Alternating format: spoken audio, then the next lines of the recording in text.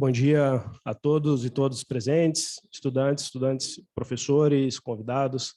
Professora Carol, tudo bem? É um prazer dar início a mais um dia de atividades da nossa Semana de Direitos Humanos, realizada pelo IDP, em parceria com a Fundação Getúlio Vargas. E antes de iniciar, só lembrando que temos ali atrás tradução simultânea português para espanhol, do espanhol para português, quem precisar ali no fundo. E temos a honra de receber aqui no IDP hoje, para tratar de um tema tão relevante como os direitos econômicos, sociais, culturais e ambientais no contexto da América Latina contemporânea, o professor, doutor juiz Eduardo Ferrer McGregor, é professor da Universidade Nacional Autônoma do México, exerce atualmente a função de juiz da Corte Interamericana de Direitos Humanos. Professor, uma grande honra recebê-lo aqui em nossa instituição. Igualmente, o professor doutor Pedro Serrano, advogado, professor da PUC de São Paulo, também um advogado de grande relevância hoje no contexto nacional, que nos brinda com a sua presença. Muito obrigado, professor. Informamos também que, infelizmente, a professora Carol Proner, que estava confirmada para participar conosco nesse evento de hoje, não pôde vir por um problema familiar, nada mais importante do que isso, infelizmente não poderá nos acompanhar hoje. Aproveito também para saudar a presença do Dr. Roberto Caldas, ex-juiz da Corte Interamericana de Direitos Humanos, que também nos honra com a sua presença. Bom, antes de passar a palavra aos nossos convidados, nessa fala de abertura, farei brevíssimas considerações que demonstram a relevância do tema que será debatido hoje, né? Principalmente no contexto da Constituição de 88, no qual os direitos sociais foram afirmados como direitos fundamentais, em um catálogo amplo de garantias, de proteção ao direito ao trabalho, à saúde, à educação, ao meio ambiente, à moradia, à alimentação. Então, temos hoje um catálogo robusto de direitos sociais na Constituição brasileira, e, além disso, são direitos reconhecidos como direitos fundamentais. E essa nota de fundamentalidade traz o Poder Judiciário para o centro do debate, que são direitos que passam a ser exigíveis pela população diretamente perante o Poder Judiciário. E esse maior protagonismo do Poder Judiciário na efetivação desses direitos sociais acaba trazendo algumas complexidades que devem ser debatidas por todos nós aqui na academia. A complexidade mais conhecida, e que certamente todos já devem, de forma direta ou indireta, ter estudado, é a questão da judicialização das políticas públicas, em um contexto em que o Poder Judiciário passa a ser efetivamente mais demandado e tem que adentrar terrenos até então delegados ao Poder Executivo e ao Poder Legislativo. Então, tem-se aí um primeiro debate institucional da relação dos poderes. Se coloca também um debate sobre a accountability, que se chama, do Poder Judiciário, quando adentra em terrenos normalmente decididos por esferas majoritárias, legislativo e executivo, a questão técnica, de capacidade técnica do Poder Judiciário detalhar e participar da definição da efetivação desses direitos. A gente viu agora recentemente, durante a pandemia, qual o Poder Judiciário foi constantemente instado a se manifestar sobre o direito à saúde, que envolve questões técnicas relevantes, e não se omitiu em relação a isso. Então, isso demonstra a relevância desse tema que iremos debater hoje. Também a questão do arranjo financeiro, a capacidade estatal de arcar com o Estado Social, que foi uma escolha do Constituinte de 88. Então, são todos esses temas que eu coloco aqui como pano de fundo para ilustrar a relevância desse debate e que certamente serão melhor aprofundados e melhor debatidos aqui pelos nossos convidados de hoje, motivo pelo qual, já agradecendo novamente a participação, passo a palavra ao professor Eduardo Ferrer para as suas considerações. Muchísimas gracias, señor moderador, por esta muy rica introducción, y es para mí un verdadero honor encontrarme en Brasil, en Brasilia, en IDP. Agradecer al juez Rodrigo Mudrovich, ¿no?, juez brasileño ante la Corte Interamericana de Derechos Humanos, que ahora está en una audiencia pública. Está actuando, es un caso de México, los jueces nacionales no participamos y por eso puedo estar aquí. Es un honor también participar en este debate con un gran jurista brasileño, Pedro Torres, y por supuesto agradecer al juez presidente, expresidente de la Corte Interamericana, Roberto Caldas, su presencia, y a todas y todos ustedes. Vamos a hablar de un tema que creo que es de una enorme relevancia, como son los derechos económicos, sociales, culturales y ambientales, que desde hace algunos años se les simplifica, ¿no?, con las iniciales, ¿no?, DESCA. Creo que en portugués es igual, ¿no? Bueno, y aquí hay que empezar diciendo que esta protección internacional tiene su base en la protección nacional. En la Constitución, la primera Constitución que establece derechos sociales es la Constitución Mexicana de 1917. A nivel mundial fue la primera que estableció derechos de trabajadores, derechos de condiciones de seguridad de trabajadores, pero claro, como los derechos ya estaban ahí, se requería también su protección, o sea, no basta que estén reconocidos. Y vemos que esta historia empieza en México y luego ya sigue en Alemania y luego se extiende progresivamente en el siglo XX hasta llegar pues a las constituciones actuales, la Constitución de 1988 en Brasil, pero también la Constitución colombiana de 1990, las nuevas constituciones de Ecuador y Bolivia de 2008, la nueva Constitución de 2010 de República Dominicana, el gran debate que está habiendo actualmente en Chile, ¿no?, sobre este referéndum que va a ser el 4 de septiembre, en unos días más, donde se va a votar posiblemente a favor o no, vamos a ver qué dicen, de una nueva constitución, pero vemos que ya en el constitucionalismo actual está a nivel constitucional de manera fuerte los derechos civiles y políticos, pero también los derechos económicos, sociales, culturales y ambientales. En el ámbito constitucional se les llama derechos sociales, en el ámbito internacional se les denomina derechos DESCA, derechos económicos, sociales, culturales y ambientales. Primera gran idea. Uno, ya hay normatividad constitucional. Sin embargo, eso no fue suficiente, porque la gran mayoría de la ideología se pensaba que las constituciones eran programáticas, eran normas que no tenían efectividad, eran normas que no tenían eficacia directa. Esto empieza a cambiar desde la Constitución de Brasil, empieza a cambiar especialmente a partir de la década de los 90, cuando se crean tribunales constitucionales, salas constitucionales en muchos de los países, o las Cortes Supremas asumen funciones de tribunal constitucional, es decir, de ser auténticos intérpretes de la Constitución y de aplicar de manera directa la Constitución.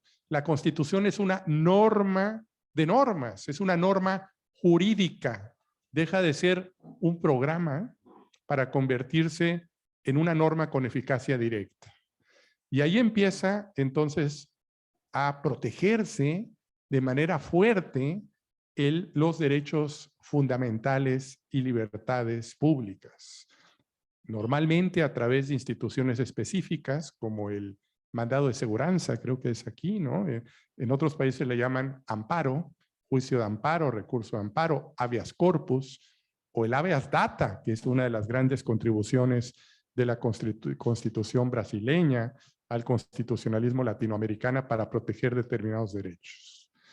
Pero estaba arraigada la creencia de que no todos los derechos eran iguales. Habían generaciones de derechos. No solamente como van surgiendo los derechos, sino en su protección. Los derechos civiles y políticos se protegían, pero estos derechos económicos, sociales y culturales y ambientales de segunda generación requerían el presupuesto para hacerlos efectivos. Es decir, eran semiderechos. No había una eficacia directa. Y bueno, esto empieza a cambiar, especialmente cuando estas cortes constitucionales, salas constitucionales, tribunales supremos federales, empiezan a otorgarle eficacia directa también a estos derechos sociales. Imagínense un derecho a la salud no justiciable. Imagínense, ¿no? Un derecho al trabajo, que fue el primer derecho consagrado en una constitución no justiciable. ¿Cómo se lo podemos explicar a nuestros, bueno, ustedes son muy jóvenes, a mi hijo? Fíjense, decirle, no todos los derechos son justiciables, ¿no? Solo los que se dice que deben de ser. Bueno, ¿por qué el derecho a la vida es justiciable y el derecho a la salud? Eso empieza a cambiar cuando se toma la eficacia directa de los derechos en el ámbito nacional.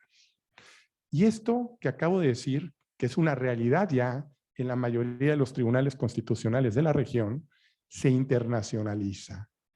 Este proceso de internacionalización del derecho constitucional se empieza a dar después de la Segunda Guerra Mundial, con los pactos internacionales, la Declaración Americana de los Derechos y Deberes del Hombre.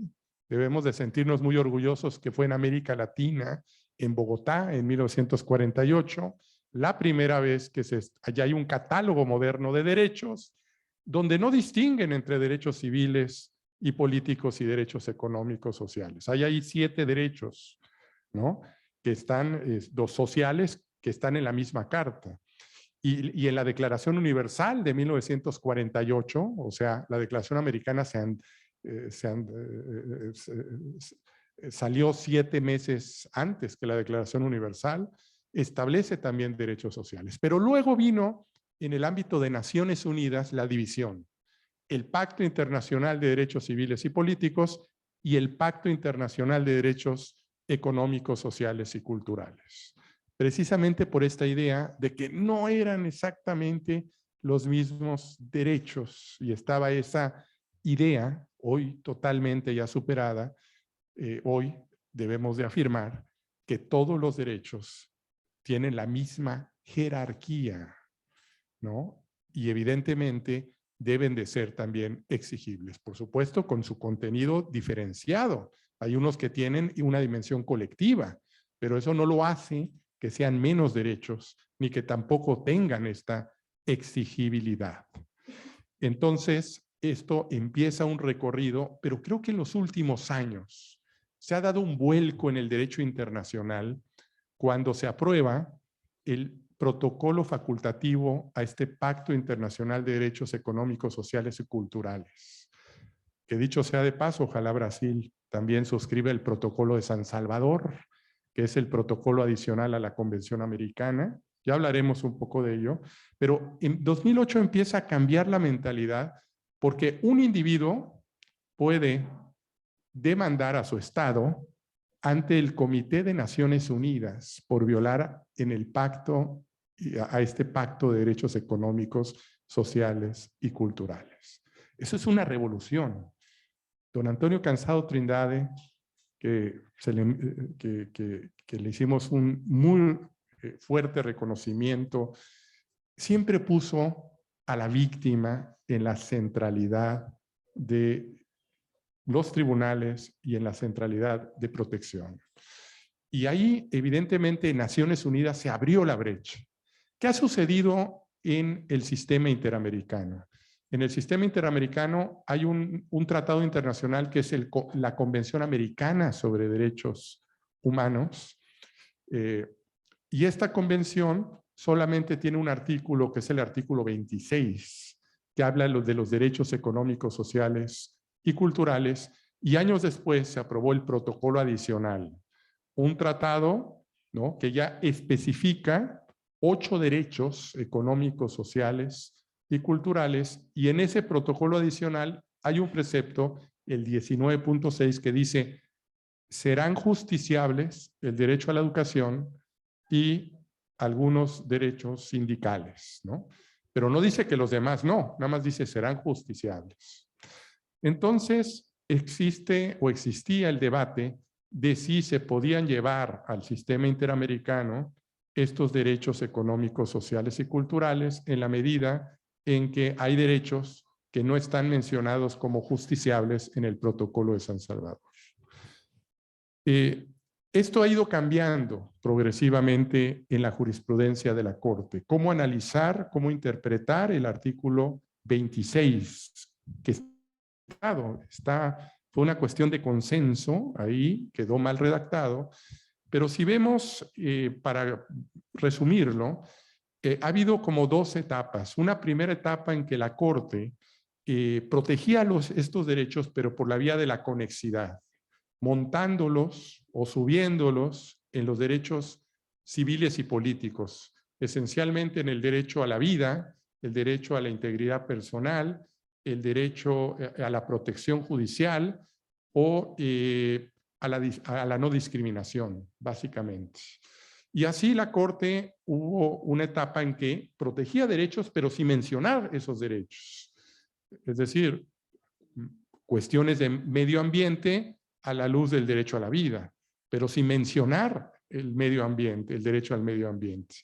Esto empieza a cambiar, empieza a transformarse cuando empieza varios jueces, desde Rodolfo Pisa Escalante, de los primeros jueces, Margaret May Macaulay y algunos jueces como Roberto Caldas, aquí presente, que empiezan a reflexionar sobre la necesidad de una interpretación evolutiva al artículo 26. Y así es como se da el paso para llegar a un caso muy relevante, que es el caso Lagos del Campo contra Perú. Los invito, ya hay una página de internet en portugués a partir de hace unos días, íntegra en portugués, donde se pueden consultar todas estas sentencias de la Corte Interamericana, y hay un cuadernillo de jurisprudencia sobre derechos económicos, sociales, culturales y ambientales, donde está esta línea jurisprudencial. Bueno, a partir del caso Lagos del Campo, que es una relación de particulares, no intervenía el Estado, protección horizontal de derechos, la Corte estableció que al no haberse protegido desde el ámbito judicial cuando había reclamos laborales, incurrió en responsabilidad internacional el Estado por un despido injustificado, ¿no? Entonces, ahí empieza esta línea jurisprudencial. Muy rápidamente, en los siguientes meses, Petro-Perú, esto que lo definió la Corte en el ámbito privado, también ya pasa al ámbito estatal, y luego el caso San Miguel Sosa, que es una discriminación por ideología, ¿no? Por unas tres trabajadoras que fueron despedidas, pero realmente el motivo por el cual fueron despedidas es porque habían firmado un mandato revocatorio, ¿no? Es decir, las razones por las cuales fueron despedidas era su ideología política, ¿no? Una discriminación por orientación política, ¿no? Ahí empieza una línea jurisprudencial muy rica en materia laboral, hasta llegar a las más recientes, ¿no? Como en Fábrica de Fuegos, un caso contra Brasil, ¿no? Fábrica de Fuegos en San Antonio de Jesús, creo que se llama la población, donde hacían fuegos artificiales, contrataban a las mujeres porque son más rápidas para hacer los fuegos, ¿no? Y niños, y ahí hay una explosión y mueren mujeres y niñas y niños, ningún hombre. Y ahí la Corte Interamericana declara, entre otras cuestiones, la responsabilidad internacional por la falta de fiscalización de las condiciones, ¿no? Tenía la obligación el Estado de fiscalizar que las trabajadoras realizaran sus labores en condiciones de seguridad e higiene, entre otras cuestiones. Entonces, derecho al trabajo, pero también derecho a la salud. El leading case es Poblete Vilches en el año 2018. Se trata de una persona mayor. Aquí quiero hacer un paréntesis. Convención Americana, hay 2 protocolos adicionales para abolir la pena de muerte, derechos económicos, sociales y culturales, pero luego hay otros 7 tratados interamericanos. Uno de ellos es la Convención Interamericana para la Protección de las Personas Mayores. El único instrumento internacional, tratado internacional actualmente. No hay en Naciones Unidas, no hay en Europa. En África hay un protocolo facultativo de 2016, pero debemos de sentirnos muy orgullosos de que ya existe esta Convención Interamericana para la Protección de las Personas Mayores, que ojalá México, ojalá Brasil lo suscriba. Es muy necesario que vimos que después de la pandemia, si es que ya acabó la pandemia, bueno, la afectación diferenciada a las personas mayores ha sido muy importante. Bueno, el caso Poblete Vilches era una persona mayor que entró al hospital y no recibió una atención conforme a los parámetros de su edad. La edad como categoría protegida. Antes la Corte ya había establecido en el artículo 1 de la Convención Americana, habla de categorías protegidas. Nadie puede ser discriminado por, y entre otras cuestiones dice, u otra condición social. La Corte ha interpretado otra condición social, que la edad puede ser motivo de discriminación. Lo había dicho ya sobre niños y niñas, pero no sobre personas mayores. 2018 es el primer caso que dice, también es sujeto de una protección reforzada por parte del Estado por el simple hecho de ser una persona mayor. Y ahí inicia una línea jurisprudencial sobre derecho a la salud, y ya van muchos casos, el caso Cuscul Pivaral, personas viviendo con VIH, el caso Hernández contra Argentina, una persona privada de la libertad, el caso Manuela contra El Salvador, por una cuestión de criminalización del aborto, aunque no es de aborto, pero se establecen cuestiones más bien de una discriminación sufrida en el ámbito de cómo la trataron en una emergencia obstétrica, ¿no? En fin, hay toda una línea jurisprudencial sobre derecho a la salud, pero también de seguridad social. El caso Muelle Flores, el leading case en el año 2019, que también era una persona mayor que había ganado en el ámbito nacional. Los tribunales le dieron la razón, pero no se ejecutó la sentencia. Y hasta el más reciente, que es FEMAPOR, más de 4,000 trabajadores, trabajadoras, después de 27 años, no ha sido ejecutada la sentencia en el ámbito interno que les da derecho a la seguridad social y a ciertas pensiones. Es un caso lamentable porque cuando lo resuelve la Corte ya habían pasado pues más de 30 años, 27 años, y ya habían muerto 800 personas y todas las víctimas tienen entre 80 y 90 años. ¿Qué dijo en este caso? Se establece un nuevo estándar de celeridad en procesos administrativos y jurisdiccionales. Ojo, para los jueces, se los estaba diciendo en un diálogo que tuvimos hace rato, cuando hay una persona mayor involucrada, hay un reforzamiento en la celeridad, la necesidad. Por cierto, se lo dijimos también a la Comisión Interamericana, ¿no? Porque luego los casos llegan muy tarde al sistema interamericano para establecer un principio de celeridad. Medio ambiente sano. Hay una opinión consultiva muy importante de la Corte Interamericana. Recuerden que la Corte Interamericana no solamente resuelve casos individuales, ¿no? Que es algo impresionante. Un individuo, agotadas las instancias nacionales, puede acudir a la Comisión Interamericana para demandar a su Estado y eventualmente la Comisión Interamericana que está en Washington puede elevar el caso a la Corte Interamericana, de la cual pertenezco, que está en San José de Costa Rica.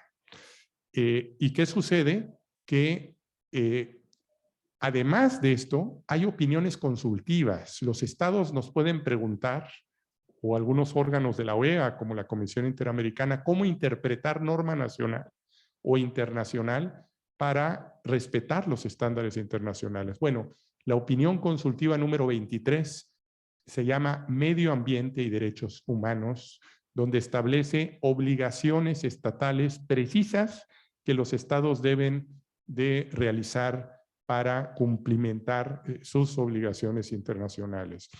Y bueno, esto ha llevado a otros casos, por ejemplo, el caso La Cajonat, un caso más reciente de Argentina, donde también por primera vez dijo la Corte, ya en un caso contencioso, que se había violado el derecho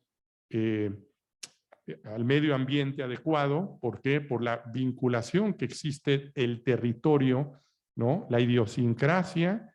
Fíjense cómo la Convención Americana habla de propiedad privada, pero la Corte Interamericana en una interpretación evolutiva dijo, bueno, las comunidades indígenas no tienen propiedad privada, tienen derechos colectivos. Hay que interpretar el artículo 21 de la Convención Americana a la luz de la propia idiosincrasia de estos pueblos indígenas. Y parte de esta idiosincrasia es la espiritualidad con el territorio, pero también de eso viven, del propio territorio. O sea, se debe de conservar el medio ambiente para su propia subsistencia. Ahí también se declara violada la identidad cultural, el derecho al agua, el derecho a la alimentación de los pueblos y comunidades indígenas. Entonces, lo que quiero decir con estos breves minutos de exposición es decirles que lo que antaño eran unas normas programáticas que estaban en la Constitución sin eficacia, hoy en las constituciones tienen una eficacia directa, no solamente para políticas públicas, sino que también se pueden llevar a los tribunales. En Brasil hay muchos casos de protección directa, en Argentina, en México, en Ecuador, en Colombia, pero esto también ya en los últimos años se está reflejando con especial intensidad en el ámbito internacional. Ojo, los tribunales internacionales como la Corte Interamericana no son un tribunal que sustituye a los tribunales nacionales. Los complementa, es un sistema subsidiario cuando los tribunales nacionales no actúan a la luz de sus compromisos internacionales. Es un sistema complementario, subsidiario. ¿Y por qué es tan importante la jurisprudencia de la Corte Interamericana? Porque hoy tiene una aplicación directa a través del control de convencionalidad. Grábense esta palabra. No solamente hay un control de constitucionalidad, sino que los jueces deben de realizar un control de convencionalidad. No solamente a la luz de la Constitución, sino a la luz de los tratados internacionales suscritos por Brasil. Son derecho interno, tienen eficacia directa y obligaciones que cumplir desde el momento mismo que Brasil, que México, que Colombia suscribe los tratados internacionales. Como dice el querido profesor, que lo admiro mucho, Gustavo Zagrebelsky, él habla del juez cosmopolita versus el juez provincial, el juez que nada más ve el código y el juez que ve más allá de sus fronteras. Hoy creo que los estudiantes, que los jueces, que el servidor público, que el legislador deben de ser operadores cosmopolitas, porque vivimos precisamente en un estado constitucional y convencional del derecho, donde la soberanía nacional ya se abrió también a esta soberanía del mundo, y dentro de esta soberanía del mundo está la dignidad humana. Todas y todos nacemos libres, iguales en derecho y dignidad. Los derechos son universales, interdependientes, indivisibles, sin jerarquía y de eficacia directa, y por eso todos los operadores jurídicos, los profesores, tenemos que enseñar este nuevo paradigma, este nuevo cambio cultural. Yo quisiera terminar con dos ideas. Una, reconocer al juez Roberto Caldas, que siendo presidente de la Corte Interamericana, se dio ese gran paso en el año 2017 en el caso Lagos del Campo, que hasta el día de hoy ya son 24 casos donde se ha declarado violado derechos sociales y dos opiniones consultivas. Se va a dar a conocer próximamente una tercera opinión consultiva muy importante sobre el enfoque diferencial, cuáles son las obligaciones estatales para los privados de la libertad, de grupos vulnerables. Grupos vulnerables privados de la libertad, hay una obligación reforzada de mujeres, personas mayores, población LGBTI, etcétera, y cuál es el reforzamiento dentro de las cárceles, que es uno de los grandes temas. Existe un despertar en el ámbito de los derechos económicos, sociales, culturales, que debemos de ya ver que esto es en el ámbito universal, en el ámbito nacional, pero sobre todo y lo más importante, en el ámbito nacional. en el ámbito nacional es donde verdaderamente se deben de proteger en primera instancia los derechos civiles y los derechos económicos, sociales, culturales y ambientales. Termino también reconociendo al juez Antonio Cansado Trindade que para mí hay una sentencia de la Corte Interamericana que creo que marcó un rumbo. Él era el presidente de la Corte. Ese año asumió la presidencia de la Corte en 1999 en el caso Niños de la Calle, el caso Villagrán Morales, donde ahí se establece, ¿no?, una interpretación de las obligaciones estatales para decir, no solamente es el respeto, sino también la garantía a los derechos. No solamente es que un agente estatal no mate a los niños, sino que el Estado debe crear las condiciones necesarias para que no maten a los niños. Respeto y garantía, obligaciones positivas, un actuar del Estado. Y esto, hace poco, en un caso de fábrica de fuegos contra Brasil, la Corte evolucionó jurisprudencialmente para ir de la igualdad formal a la igualdad material. El artículo 24 de la Convención Americana para entender que sí, igualdad ante la ley, todas y todos somos iguales ante la ley, pero desde el punto de vista real no es así. Los hombres y las mujeres son iguales ante la ley, pero se requieren acciones concretas del Estado, cambios normativos, interpretaciones evolutivas para efectivizar que grupos históricamente discriminados tengan estas oportunidades iguales que los que sí han sido favorecidos. De tal suerte que esos son los nuevos derroteros de estos derechos económicos, sociales y culturales a través no solamente del respeto, sino de la garantía. El respeto no solo es un escudo, no interfieran en mi derecho, sino la garantía es una espada, requiere una actuación estatal para que podamos ejercer estos derechos tan preciados como son los derechos sociales. Termino con lo que dice la Convención Americana sobre Derechos Humanos en su preámbulo. Solo puede realizarse el ideal del ser humano libre, exento del temor y de la miseria, si se crean las condiciones que permiten a cada persona gozar de los derechos económicos, sociales, culturales y ahora decimos ambientales, como de los derechos civiles y políticos, sin jerarquía y con plena efectividad. Muchas gracias.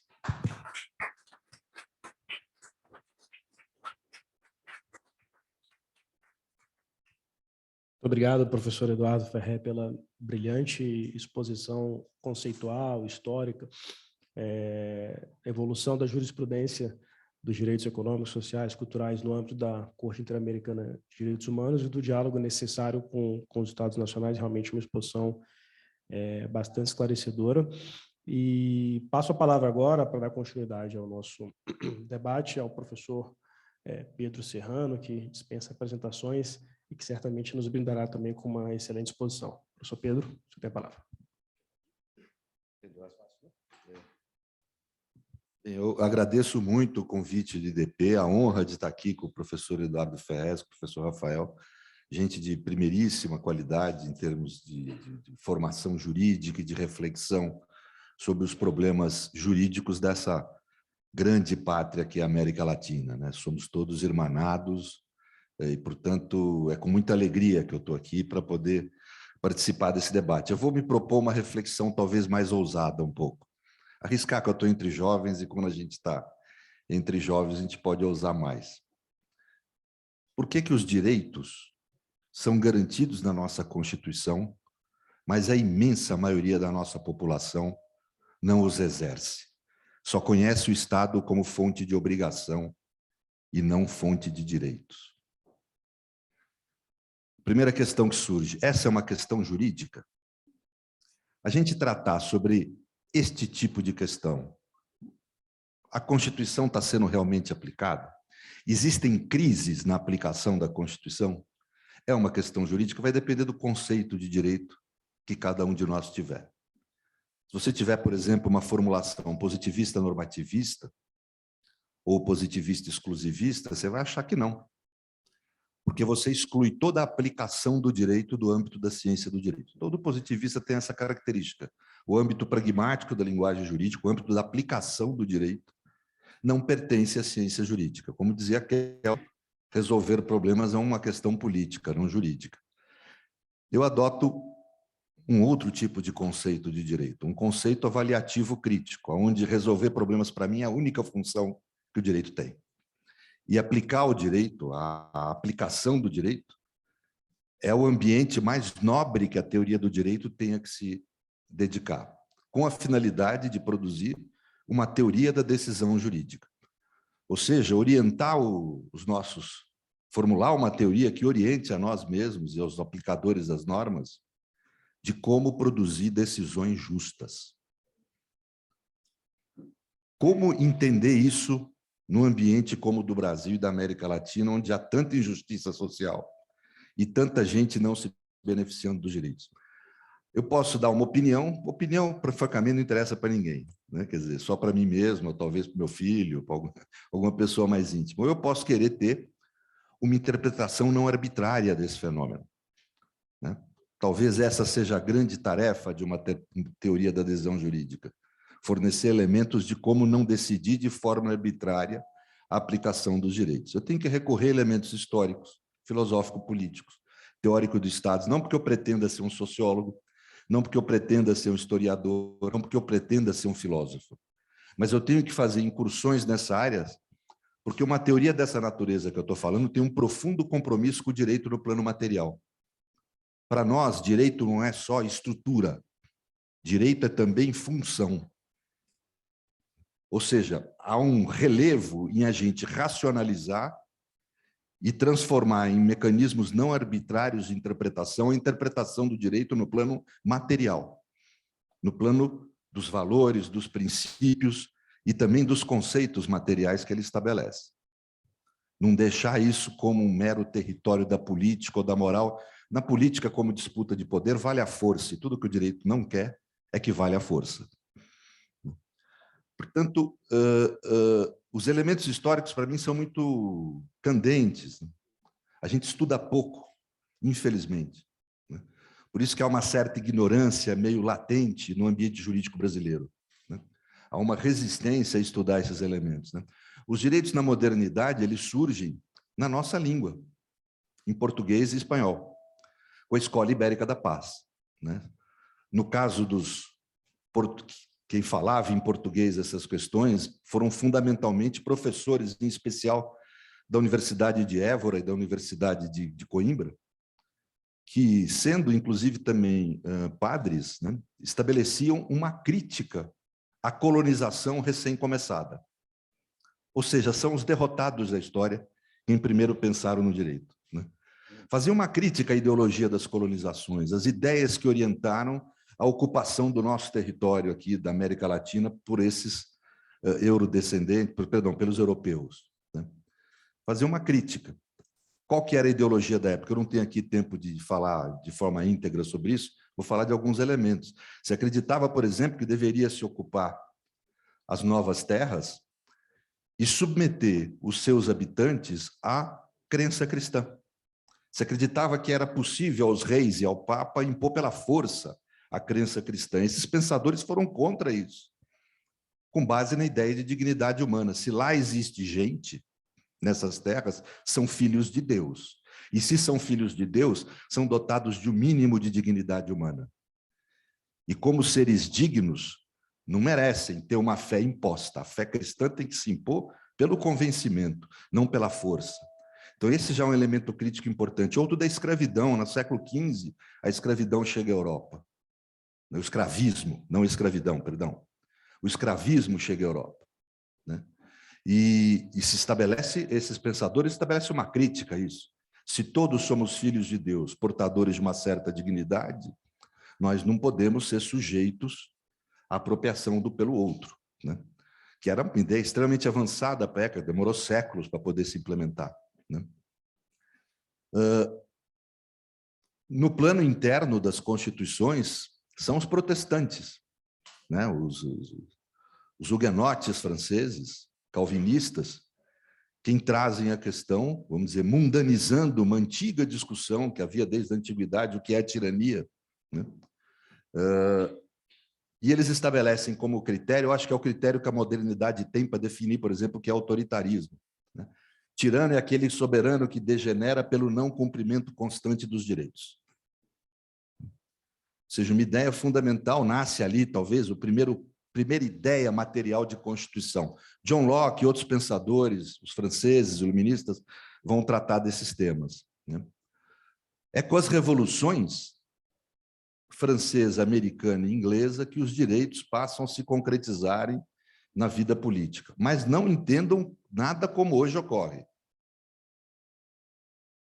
Uma questão que eu aprendi com a vida: para ter cidadania material, para ter, como fala na Arendt, direito a ter direitos no plano material, é necessário que o povo tenha cidadania formal, o direito a votar e a ser eleito. É com este poder e essa força que se constroem os direitos materiais. Pois, no início do chamado liberalismo, o pensamento liberal não é essa maravilha que nós pensamos também, né? Quem que era o cidadão no período das revoluções? O homem branco, possuidor de renda ou patrimônio. Trabalhadores, mulheres, negros eram considerados seres humanos menores. Aí um outro conceito de maioria e minoria que a democracia liberal traz. Maioria, ser maior, como um sujeito responsável que tem a condição intelectual de adotar as decisões políticas. E os seres menores, que esse ser maior cuida, as mulheres, os trabalhadores, os negros, que não têm condição de maturidade, não têm condição intelectual, não têm condição biológica até, de exercer a decisão política. Como é que foram construídos os direitos como universalidade? Como é que foi construída a democracia universal? Não pela tinta nos papéis, mas pelo sangue nas calçadas. Quem construiu os direitos foram os movimentos sociais.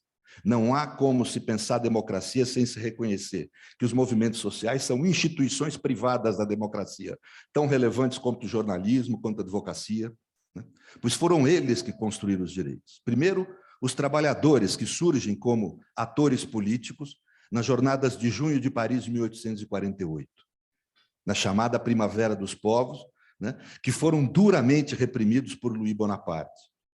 Foram também derrotados, mas décadas depois vêm conquistar o direito a voto. E com isso, os direitos trabalhistas vão se implementando. São as mulheres sufragistas, no começo do século XX, que conseguem conquistar para as mulheres o direito a voto. Não foi fácil, não.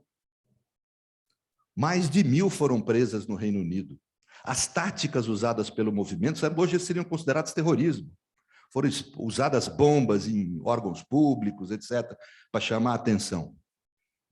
Os negros, né, desenvolveram uma luta no Novo Mundo por exercício de direitos civis que todos aqui conhecem. Foram eles que conquistaram o direito a voto, e ao conquistar o direito a voto, nos Estados Unidos, por exemplo, surgem as decisões da década de 50, Brown versus Board of Education, que no mundo anglo-saxônico teve um sentido muito semelhante ao das constituições do pós-guerra no mundo europeu. Isso funda a democracia universal e os direitos como universalidade. Mas houve um processo de construção, como tudo que é humano, pautado por descaminhos ao lado do caminho. Acreditava-se no começo do século XX, na primeira metade do século XX, que a democracia universal recém-construída seria a forma mais adequada de chegar a decisões justas e a garantir os direitos.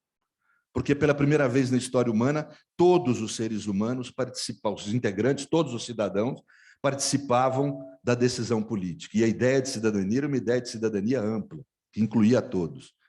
Foi um engano, foi um descaminho. A ascensão do nazismo e do fascismo demonstra que nem sempre as maiorias são boas protetoras dos direitos e produzem decisões justas. Eu estou falando de um período histórico meio amplo, tem que ir rápido, né? O pós-Segunda Guerra significa uma revisão disso. Em todas as humanidades, no direito também. No direito surgem as constituições rígidas do pós-guerra. que vão ser a estratégia jurídica para fazer com que os direitos sejam tidos como os limitadores da decisão política. A decisão política deixa de ser livre, né? Portanto, o que há de construção no pós-guerra é a ideia de um common ground, dos direitos como um solo comum. É muito triste a gente viver num período em que a defesa dos direitos está praticamente exclusivamente relegada à esquerda do plano político. É quase uma clivagem entre esquerda e direita hoje em dia. Quando, na realidade, os direitos devem ser um solo comum, sobre o qual todos habitam e vão disputar aí politicamente qual o modo de civilização que nós vamos viver. Mas os direitos são o continente da civilização. Eles estipulam o que é o civilizado e o que não é o civilizado. E esse que é o sentido do pós-guerra, que na realidade representa um grande consenso entre conservadores, liberais, socialistas, de todo gênero, né, em torno de estabelecer em normas a Declaração Universal dos Direitos do Homem, de 1948, né, e também as constituições rígidas dos pós-guerras, do pós-guerra na Alemanha, Itália, Espanha, Portugal, né, como mecanismos, vamos dizer, de garantir a relação civilizada entre Estado e pessoas, né? A decisão política seria limitada, ao menos, dependendo da Constituição de cada país, pelos direitos de liberdade, uma proibição de que se vulnere os direitos de liberdade, e pelo dever, a obrigação de realizar os direitos sociais. Como é que isso se deu no Brasil? Nós temos uma história diferente da Europa. Nós somos o país do mundo que mais longo e intenso escravismo teve em toda a humanidade. Todo mundo fala do racismo nos Estados Unidos. Lá foram 400 mil pretos sequestrados da África. Aqui nós tivemos 4 milhões. É daqui que se gerenciou praticamente todo o mercado escravista do mundo.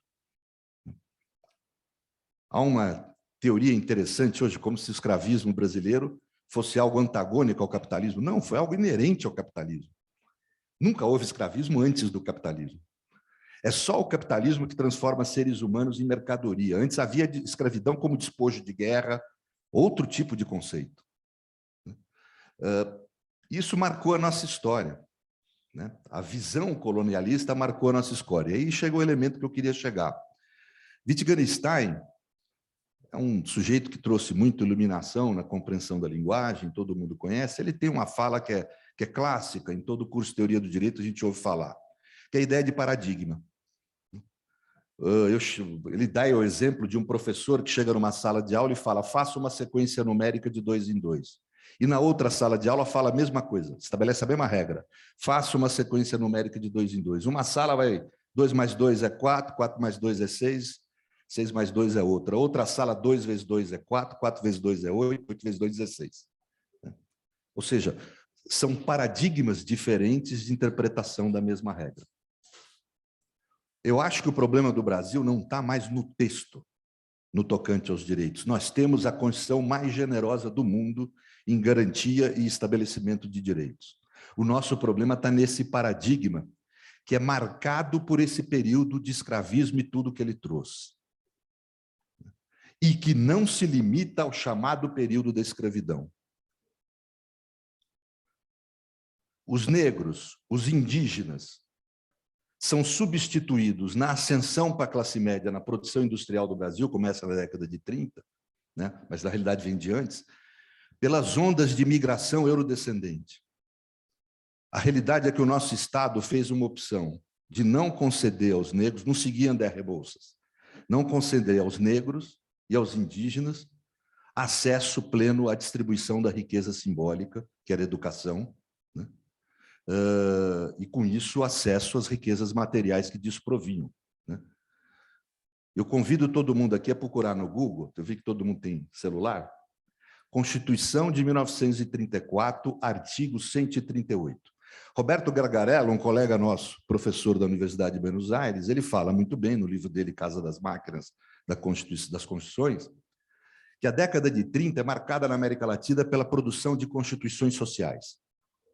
Constituições a exemplo da Constituição Mexicana de 1917, a exemplo da Constituição de Weimar de 1919. A Constituição de 34, de pequeno período de vigência, é a que representa esse movimento da América Latina aqui no Brasil.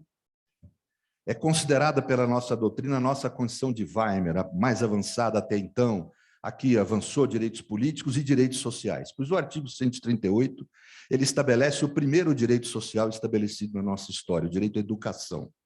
Vão na linha B. Nenhum constitucionalista fala disso. A linha B estabelece a hierarquia entre raças como princípio da educação pública brasileira. É algo terrível. O nosso direito à educação nasce marcado como um direito destinado aos eurodescendentes. Não à toa nós olhamos aqui em Brasília o generalato, o Poder Judiciário, o Ministério Público, e nós vamos ver homens, em geral, às vezes mulheres, mas sempre brancos. Não é à toa isso. É que aí o instrumento simbólico, e aí quando chegam os concursos públicos no Brasil, são festejados como uma forma avançada, né? A linha B fala em eugenia. Eugenia é a hierarquia entre raças. Determina a eugenia como princípio da nossa educação pública. Isso é um sintoma, mas que demonstra muito claro como é que foi o processo civilizatório no Brasil. Toda essa que eu estou falando conforma o paradigma que nós temos até hoje nas nossas elites, em especial as eurodescendentes, sobre como os direitos devem ser interpretados. É um paradigma aparofóbico, tem ódio da pobreza. É um paradigma machista. É um paradigma racista. É um paradigma LGBTfóbico. Por isso é que a gente cria direitos pela força do povo nas constituições, mas se estabelece depois o que Ferrajoli chama de um processo desconstituinte. É o que houve com a Constituição de 88. Decisões judiciais, formas com que a mídia interpreta essas questões, com que o ambiente social interpreta, vão desconstituindo a Constituição própria, a Constituição posta. É algo que já houve no mundo. O nazismo ascende por aquilo que Ernst Ritter chamou de degeneração do direito. Os juristas ajudaram a construir o nazismo, porque interpretavam as leis postas não como conceitos normativos, mas como os conceitos morais desprovidos de significação, conceitos metafísicos, né? O juiz Freisler, na Alemanha, todo mundo deve saber quem é, condenou mais de 4.000 pessoas à morte, né? Partisãs e outros tipos de judeus, etc. Utilizava o conceito consciência moral do povo alemão para substituir os conceitos jurídicos penais. Me perdoe, eu sei que muita gente aqui vai divergir do que eu vou falar. Recentemente, no Brasil, nós tivemos o conceito combate à corrupção utilizado como um conceito moral vazio de sentido, metafísico, que substituiu os conceitos jurídicos e interferiu brutalmente na nossa democracia. Nós não tivemos eleições livres em 2018, porque um dos principais candidatos, Luiz Inácio Lula da Silva, que traz no corpo a marca desses excluídos, é um nordestino, sul-sudeste do Brasil, não gosta de nordestinos. O racismo no Brasil se manifesta também pela regionalidade, não só pela cor, né? Esse homem foi excluído da possibilidade de participar das eleições por um processo fraudulento. Isso quem diz não sou eu, é a ONU, né? É o Conselho de Direitos Civis lá da ONU, a Comitê de Direitos Civis lá da ONU, que por 17 juristas estrangeiros sem interesse nos assuntos locais do Brasil, consideraram que o processo contra Lula foi uma vulneração aos seus direitos políticos, mas mais que isso, foi uma intervenção indevida na democracia brasileira. Hoje nós temos o terceiro país que mais aprisiona no mundo. Quem que é o público desse aprisionamento? Em geral, jovem, sempre pobre, em geral, negro. Ou seja, esse mecanismo paradigmático, colonialista, esse mecanismo hermenêutico, apropriador dos direitos e subvertor dos seus sentidos, é talvez uma das principais razões, pelo menos a razão que mais cabe a nós, juristas, levarmos em conta do porquê que os direitos, para usar uma expressão de Dwork, não são levados a sério no nosso país. Eu acho que esse é o tema que, se eu fosse jovem, eu dedicaria a minha vida para conhecer, entender e lutar. Quem adota uma teoria avaliativo-crítica do direito não tem apenas uma postura cognoscente de conhecimento, tem um compromisso com levar os direitos a sério e com a sua efetivação. A teoria jurídica só tem sentido para nós se for a serviço, algo construído a serviço da democracia constitucional e a realizá-la no concreto da vida de cada ser humano. Portanto, senhores, eu não poderia deixar de passar essa oportunidade sem falar dessas questões que eu sei que são pouco abordadas em faculdades de Direito, que deveriam ser as faculdades que mais deveriam abordar essas questões. A nossa grande questão hoje em dia, a meu ver, é isso. A nossa grande questão é como conseguir realizar os direitos, como conseguir um judiciário efetivamente responsável do plano dos direitos, que leve a sério os direitos, né? Como conseguir, portanto, romper com esse paradigma colonialista que nós temos até hoje na interpretação dos direitos. Eu agradeço muito a atenção de todos.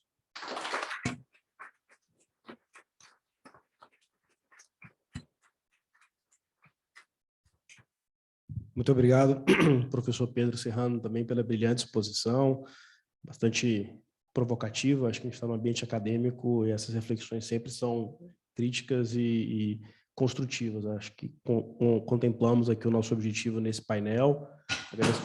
Agradecendo novamente a presença de todos. Não sei se alguém da plateia gostaria de fazer algum questionamento, alguma pergunta aos palestrantes. Se não houver, o professor Ricardo Carlos, só um segundo. Obrigado.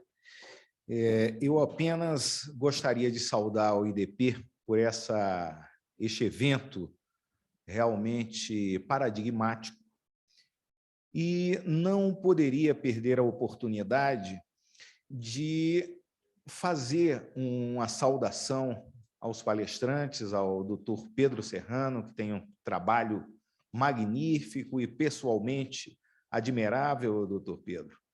Não nos encontramos ainda pessoalmente, é a primeira vez, mas uma felicidade.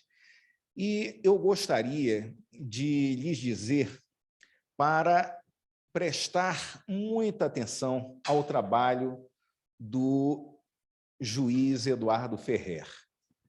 O juiz Eduardo Ferrer, sempre que eu tenho a oportunidade, e durante meu tempo na corte, eu fazia questão de acompanhá-lo, porque, de verdade, vocês estão diante de um dos maiores constitucionalistas contemporâneos e um dos maiores juristas de direitos humanos, especialmente em direitos econômicos, sociais, culturais e ambientais.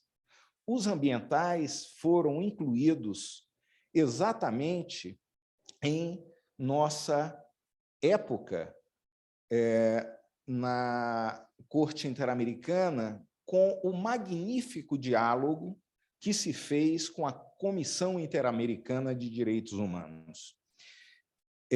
Lembrando aqui a cátedra do professor Pedro Serrano, que diz que os aspectos históricos para a interpretação são fundamentais, e, curiosamente, nós encontramos um ambiente muito conflituoso entre dois órgãos fundamentais, Comissão e Corte Interamericana de Direitos Humanos.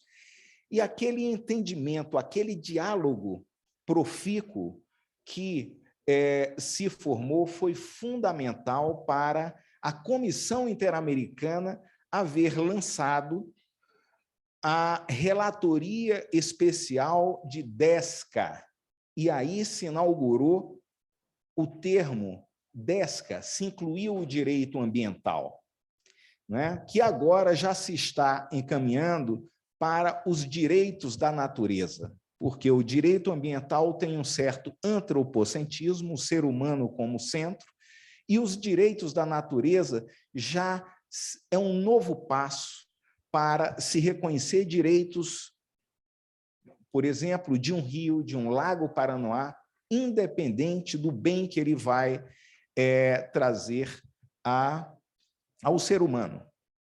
A natureza tem direitos subjetivos. Então, eu gostaria apenas de ressaltar, tomara que tenha sido gravado, e se foi, eu gostaria de uma cópia, porque o Eduardo Ferrer, quando fala, é uma grande oportunidade de se anotar os precedentes que ele cita, a forma didática como vocês puderam ver com que ele trabalha. Então, que estudem a vasta obra que o Eduardo Ferrer, em sua humildade, evita de falar. E, na verdade, ele foi um grande juiz para que a corte pudesse, ao nosso tempo, dar este passo oceânico, como diria Freud, de alcançar os direitos econômicos, sociais, culturais e ambientais como diretamente justiciáveis. Ou seja, se pode entrar com causas para o sistema interamericano diretamente por violação a esses direitos. Então, é uma construção recente que se tem que divulgar e o melhor locus é a obra de Eduardo Ferrer, este grande jurista. Obrigado, Eduardo. Obrigado, doutor professor Roberto Caldas, pela contribuição. Alguém mais gostaria de perguntar, questionar os nossos convidados? Enfim, na ausência de perguntas, agradeço novamente em nome do IDP a todos e todas presentes, professor Eduardo Ferrer, professor Pedro Serrano, novamente, é uma alegria, uma honra muito grande tê-los aqui conosco e espero que possamos repetir mais vezes eventos dessa natureza. Muito obrigado a todos e bom dia.